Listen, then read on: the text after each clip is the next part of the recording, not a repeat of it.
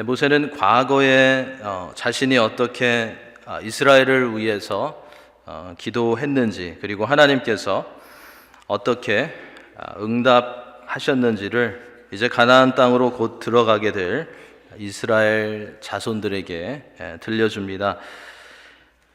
모세는 십계명을 받기 위해서 40일 금식하면서 기도했고요. 또 이스라엘의 우상 숭배 사건 후에 이스라엘을 위해서 40일을 금식하면서 기도했습니다. 이스라엘이 하나님의 율법을 지키겠다라고, 우리가 그대로 따르겠다라고 맹세한 지 얼마 되지 않아서 범죄했을 때 하나님께서는, 그러니까 지난주에 보았던 말씀이죠. 이스라엘을 멸망시키고 모세의 자손으로 큰 나라를 이루겠다라고 말씀하셨습니다. 9장 14절에 나오는 말씀입니다.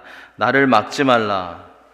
내가 그들을 멸하여 그들의 이름을 천하에서 없애고 너를 그들보다 강대한 나라가 되게 하리라 하시기로, 하나님께서 모세에게 하신 말씀이죠. 막지 말라고 하셨고요. 다 그들을, 범죄한 그들을 멸할 것이다.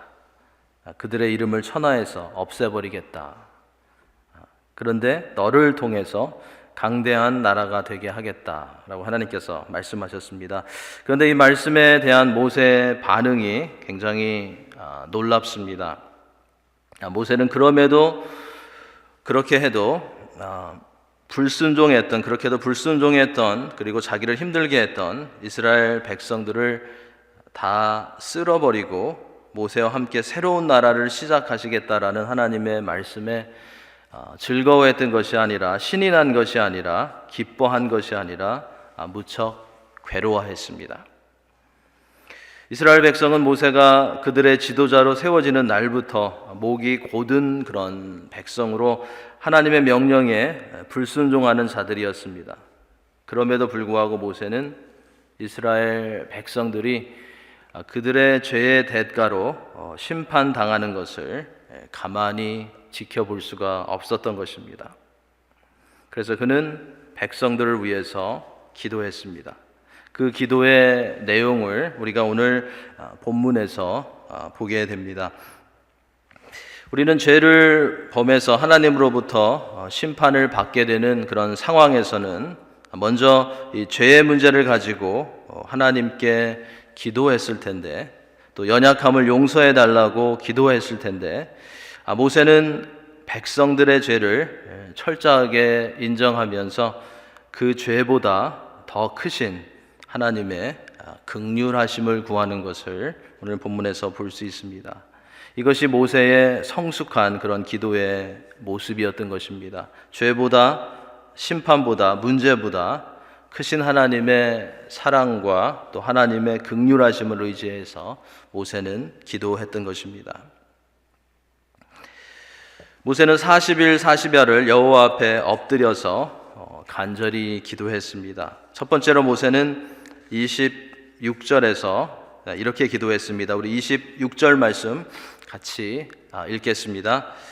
여호와께 간구하여 이르되 주 여호와여, 주께서 큰 위엄으로 속량하시고 강한 손으로 애굽에서 인도하여 내신 주의 백성 곧 주의 기업을 멸하지 마옵소서. 모세의 진실함과 간절함이 느껴지는 그러한 기도입니다. 주 여호와라는 이 표현에는 이스라엘 백성들이 하나님의 통치와 인도를 받지 않으면 안 됩니다 라는 그런 뜻이 담겨져 있습니다. 하나님의 백성들은 하나님의 은총이 계속 필요합니다 라는 그런 의미가 담겨져 있습니다. 모세는 주 여호와여 라고 외치면서 이스라엘 백성들은 하나님의 사랑과 은총에서 끊어져서는 안 된다라는 것을 간구했던 것입니다. 하나님, 이스라엘 백성들은, 주 여호와여, 이스라엘 백성들은 하나님의 사랑과 은총에서 끊어져서는 살 수 없습니다 라는 것을 모세는 간구하고 있습니다. 모세는 주께서 애굽에서 친히 인도하여 내신 주의 백성이라고 하면서 그들을 멸하지 마옵소서라고 간구했습니다. 우리가 지난 시간에 보았던 것처럼 하나님께서는 범죄한 이스라엘을 어떤 백성이라고 하셨죠? 모세의 백성이라고 하셨습니다. 범죄한 이스라엘을 너의 백성이라고 하셨습니다. My people이 아니고 Your people이라고 말씀하셨습니다. 그런데 모세는 오늘 본문에 나오는 그의 기도 가운데 하나님은 범죄했지만 아직도 하나님께서 건져내신 주의 백성입니다. 하나님의 백성입니다. 주의 백성이오니 그들을 멸하지 마옵소서라고 기도하고 있습니다. 빌립보서 1장 6절에 나오는 말씀처럼 하나님께서 착한 일을 시작하셨습니다. 하나님께서 시작하신 선한 일, 놀라우신 일, 착한 일을 이루실 것을 확신하는 그런 마음으로 하나님이 이 민족을 택하셨습니다. 하나님께서 이 민족을 구원하셨습니다. 그러니 하나님께서 그들을 멸하지 마옵소서라고 모세는 간절하게 기도했던 것입니다. 27절에서는 이제 이스라엘의 축복이, 이스라엘의 번성이 약속된 아브라함의 언약을 근거해서 모세가 하나님께 기도하고 있습니다. 27절 말씀 우리 같이 읽겠습니다. 주의 종 아브라함과 이삭과 야곱을 생각하사 이 백성의 완악함과 악과 죄를 보지 마옵소서. 모세는 하나님의 언약의 신실함을 의지하여서 담대하게 하나님께 백성들을 위해서 구했던 것입니다. 시편에도 보면 시편 기자들도 이러한 언약을 근거로 해서 찬양을 하고 언약을 근거로 해서 노래하는 그런 장면들이 시편 여러 군데에서 나오는 것을 우리가 보게 됩니다. 몇 가지만 예로 들어드리면 시편 105편 8편에서 이런 표현이 있습니다. 그는 그의 언약 곧 1000대에 걸쳐 명령하신 말씀을 영원히 기억하셨으니 라는 표현이 나오고요. 시편 106편 45절에서는 그들을 위하여 그의 언약을 기억하시고 그 크신 인자하심을 따라 뜻을 돌이키사 라는 그런 표현이 나옵니다. 그리고 시편 111편 5절에서는 그의 언약을 영원히 기억하시리로다 라는 그런 표현이 나옵니다. 모세는 하나님께 아브라함과 이삭과 야곱에게 맺으신 그 언약을 하나님의 말씀을 기억해 주십시오라고 호소하면서 간절히 하나님께 이스라엘 백성들을 위해서 기도하며 나아갔던 것입니다. 주의 백성임을 기억해 주십시오. 그리고 조상들과 맺은 그 언약을 기억해 주십시오 라고 모세는 기도했던 것입니다. 세 번째로 28절에서는 하나님의 성호를, 하나님의 이름을 위해서 이스라엘 백성들을 용서해 주시기를 모세가 간구하고 있습니다. 28절 우리 같이 읽겠습니다.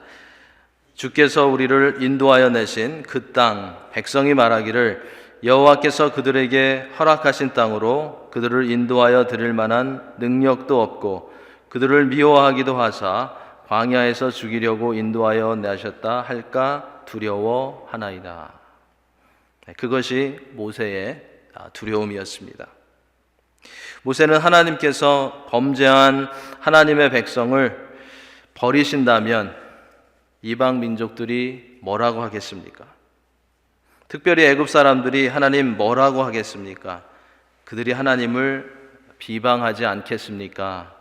라고 말하면서 하나님께서 이스라엘 백성들을 긍휼히 여겨주시기를 구했던 것입니다. 만약에 하나님께서 그들을 버리신다면 이방 나라들은 하나님은 자기 백성을 구원할 능력도 없이 그들을 출애굽시키고 고생만 시켰다고 그렇게 말할 것이라고 모세는 여기에서 말합니다. 그리고 만약에 하나님께서 그들을 버리신다면 이방 나라들은 하나님이 이스라엘을 미워하신다고 생각할 것입니다 라고 말하면서 모세는 하나님의 이름을 위해서, 하나님의 페임을 위해서, 하나님의 명성을 위해서 이스라엘 백성들을 긍휼히 여겨달라고 간구했던 것입니다. 구약 성경에 보면 이것과 비슷한 그런 기도 제목이 기도의 내용이 나오는데요. 에레미야 선지자도 비슷하게 모세와 비슷하게 기도했던 것을 보게 됩니다. 에레미야 14장에 나오는 말씀인데 제가 간단하게 그 부분만 읽어드리겠습니다. 에레미야 14장 여호와여 우리의 죄악이 우리에게 대하여 증언할지라도 주는 주의 이름을 위하여 일하소서라고 말씀하고 있습니다. 주의 이름을 위하여 일하소서. 우리는 주의 이름으로 일컬음을 받는 자이오니 우리를 버리지 마옵소서. 주의 이름을 위하여 우리를 미워하지 마옵소서. 주의 영광의 보좌를 욕되게 마옵소서. 다니엘서에도 가보면요, 모세와 에레미야와 비슷한 그런 기도의 내용이 나옵니다. 다니엘서 9장에 가보면 이런 표현이 있습니다. 주를 위하여 주의 얼굴빛을 주의 황폐한 성소에 비추시옵소서. 주의 이름으로 일컫는 성을 보옵소서. 주여 들으소서. 주여 용서하소서. 주여 귀를 기울이시고 행하소서. 지체하지 마옵소서. 나의 하나님이여 주 자신을 위하여 하시옵소서. 그죠? 주 자신을 위해서 들으시고 주 자신을 위해서 용서하시고 주 자신을 위해서 행하옵소서라는 그런 기도가 다니엘서에 나옵니다. 모세는 주를 위하여 주의 이름을 위하여 주의 영광을 위하여 이스라엘을 버리지 말라고 간절히 구했던 것입니다. 우리의 기도도 우리의 필요만을 구하는 그런 기도가 아니라 우리의 필요를 구하는 동시에 하나님의 이름, 예수 그리스도의 이름이 높임을 받기 위해서 구할 수 있는 그러한 기도가 되어야 할 것입니다. 그러한 기도가 힘이 있고 또 그러한 기도가 하나님께 영광 돌릴 수 있는 그런 기도가 되는 것임을 우리가 기억해야 하겠습니다. 주를 위해서, 주의 이름을 위해서, 주의 영광을 위해서 하나님 이렇게 해주십시오. 하나님 주의 이름을 위해서, 주의 영광을 위해서 이런 일을 행해 주십시오. 굉장히 하나님이 기뻐하시는 그런 기도가 될 것 같습니다. 마지막 절 29절에서 모세는 이제 주의 기업을 강조하면서 이스라엘 백성들을 위해서 중보했습니다. 우리 29절 말씀 읽겠습니다. 그들은 주의 큰 능력과 펴신발로 인도하여 내신 주의 백성 곧 주의 기업이로소이다 하였노라. 여기에 사용된 이 기업은 조상들에게 상속된 재산을 가리킬 때 사용된 그런 단어입니다. 고대 이스라엘 사회에서는 이 상속된 기업은 절대로 포기되거나 양도될 수 없었습니다. 이러한 점에서 29절에서 모세가 기도하면서 이스라엘 백성은 주의 기업이로소이다 라고 한 것은요, 이스라엘 백성들은 절대로 하나님에게서 끊어질 수 없는, 절대로 진멸될 수 없는 그런 존재라는 것을 강조하면서 기도한 것입니다. 상속된 기업처럼 절대로 포기되거나 양도될 수 없는 것처럼 하나님의 백성들도 이스라엘도 절대로 하나님에게서 끊어질 수 없다라는 것을 모세는 호소하면서 기도하고 있는 것입니다. 이러한 모세의 이 중보 기도 가운데 우리는 다른 사람을 위해서 우리가 중보 기도할 때 어떠한 그런 자세를 가져야 하는지 배우게 됩니다. 자, 모세가 어떻게 기도했는지, 어떤 자세를 가졌는지 한번 살펴보도록 하겠습니다. 먼저 모세는 굉장히 겸손한 그런 모습으로 하나님께로 나아갔습니다. 모세가 여호와 앞에 엎드려서 금식하며 기도했다라는 이 본문의 말씀이 이것을 증명해 줍니다. 이스라엘 백성들은 교만하고 목이 곧은 그런 백성이었지만 그들을 위해서 중보하는, 기도하는 모세는 하나님 앞에서 겸손하고 순종적인 그런 모습으로 나아갔던 것을 보게 됩니다. 이스라엘 백성들은 교만했지만 그들을 위해서 중보하는 모세가 겸손했기 때문에 하나님께서는 그들을 모세의 기도를 들으시고 또 긍휼히 여겨주셨던 것을 보게 됩니다. 둘째로 모세의 기도는 끈기 있는 그런 기도였습니다. 당시 모세에게는 이스라엘 백성의 구원을 위한 기도보다 더 중요한 그런 기도는 없었습니다. 그래서 그는 하나님 앞에서 40일을 보냈습니다. 하나님 앞에서 40일을 보냈습니다. 데살로니가전서 5장 17절에서는 쉬지 말고 기도하라고 해야 했고, 또 에베소서 6장 18절에서는 항상 또 무시로 기도해야 한다고 했습니다. 모세는 쉬지 않고 기도했고 항상 무시로 이스라엘 백성들을 위해서 기도했던 것입니다.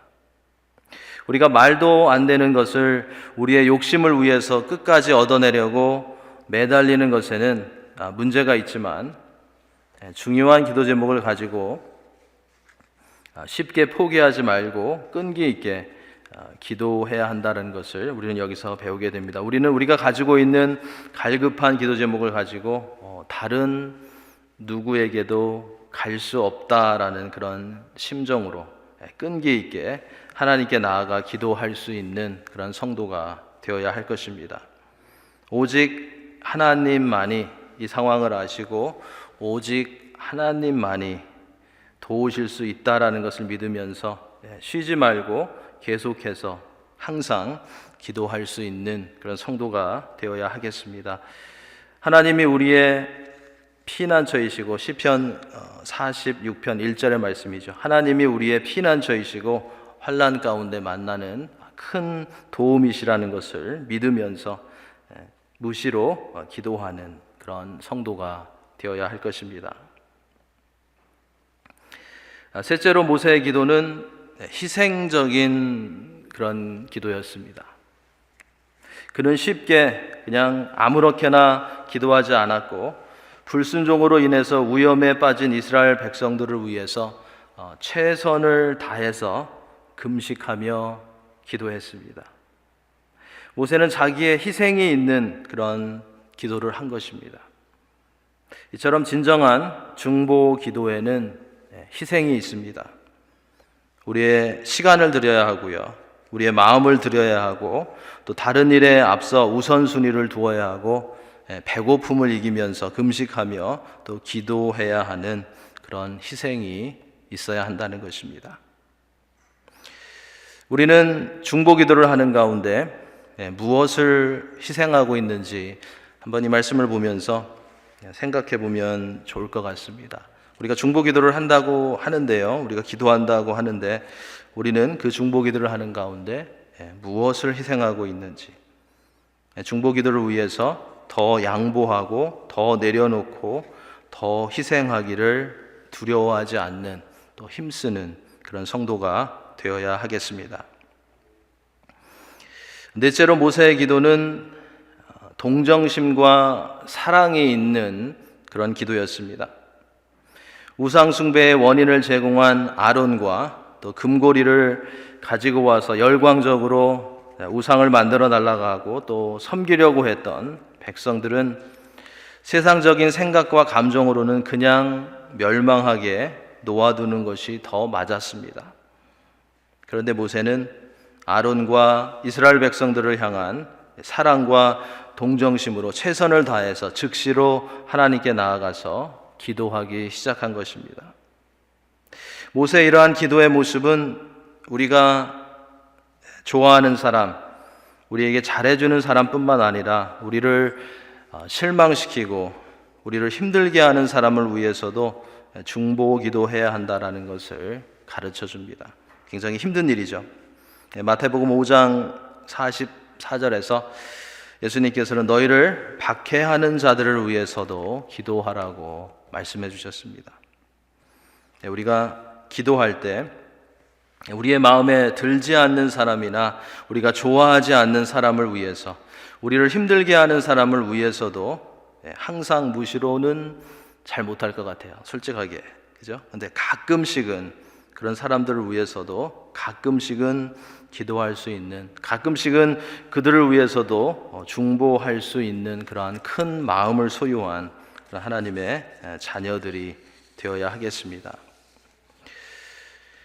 모세가 하나님 앞으로 나아가 금식하며 백성들을 위해서 기도한 시간은 참으로 값진 그런 시간이었습니다. 그리고 좋은 그런 결과를, 좋은 열매를 가지고 오는 그런 시간이었습니다. 모세는 죄를 범한 백성들의 죄를 지적하고 변론하고 또 책망하는데 시간을 보내기보다는 먼저 그들을 위해서 기도했습니다. 자, 그래서 어떤 결과를 가지고 왔습니까? 모세가 40일간의 겸손하고 희생적이고 사랑에 담긴 끈질긴 중보 기도를 마쳤을 때 하나님께서는 또 다른 두 돌판을 산 꼭대기로 가지고 오라는 그런 명령을 내리십니다. 신명기 10장 1절에 나오는 말씀입니다. 제가 읽겠습니다.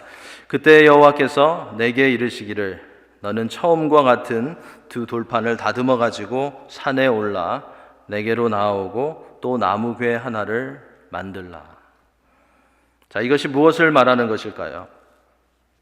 이것은 하나님께서 이스라엘 백성들을 용서하시고 관계를 회복하시고 언약을 새롭게 하시겠다라는 것이었습니다. 그들을 용서하시고 그들에게 새로운 기회를 주시겠다라는 것이었습니다. 과거를 잊어버리고 다시 시작할 수 있게 하신다는 것이었습니다. 하나님께서 모세의 기도를 들으시고 이스라엘 백성들을 긍휼히 여겨주신 것입니다. 오늘 본문에 나오는 이 모세의 중보하는 모습, 모세가 중보 기도하는 그 모습은 우리가 잘 알고 있는 어떤 분의 모습과 굉장히 비슷합니다. 그래서 여러분들 말씀 보시면서 딱 그 캐치를 하셨을 것 같은데요. 우리의 중보자 대신 예수님의 모습과 굉장히 비슷하다라는 그런 생각이 듭니다. 모세는 심판의 대상이 아니었음에도 불구하고 하나님께서 새롭게 시작하자고 말씀하셨음에도 불구하고 죄를 지은 백성들이 있는 자리로 내려왔습니다. 그리고 그들을 위해서 중재자로서의 역할을 감당했습니다. 모세가 그 백성과 하나님 사이를 중재하고 중보하지 않았더라면 그들은 이미 심판을 받고 진멸되었을 것입니다. 예수님의 스토리하고 굉장히 비슷하죠. 마찬가지로 예수님께서도 죄를 지은 백성들이 있는 자리로 내려오셨습니다. 하나님과 죄인들 사이의 중보자, 중재자로 오셨습니다. 예수님께서도 사랑 가운데 겸손하게 오셔서 죄인들을 위해서 희생 제물이 되심으로써, 희생하심으로써 죄인들과 하나님의 관계가 회복될 수 있는 그런 문을 열어 놓으셨습니다. 죄인인 우리가 하나님의 진노가 아니라 하나님의 은혜 가운데 있다는 것은 우리를 위해 자신을 내려놓으신 예수님의 희생적인 사랑과 지금도 우리를 위해서 기도하고 계신 예수님의 중보 사역 때문이라는 것을 우리는 잊지 말아야 하겠습니다. 구약의 모세를 통해서 보여주시고 신약의 예수님을 통해서 보여주신 것처럼 하나님의 자녀로 부름을 받은 성도들에게도, 우리들에게도 중보해야 하는 그런 책임이 주어졌습니다. 우리와 하나님 사이를 중재해 주신 예수님처럼 세상의 빛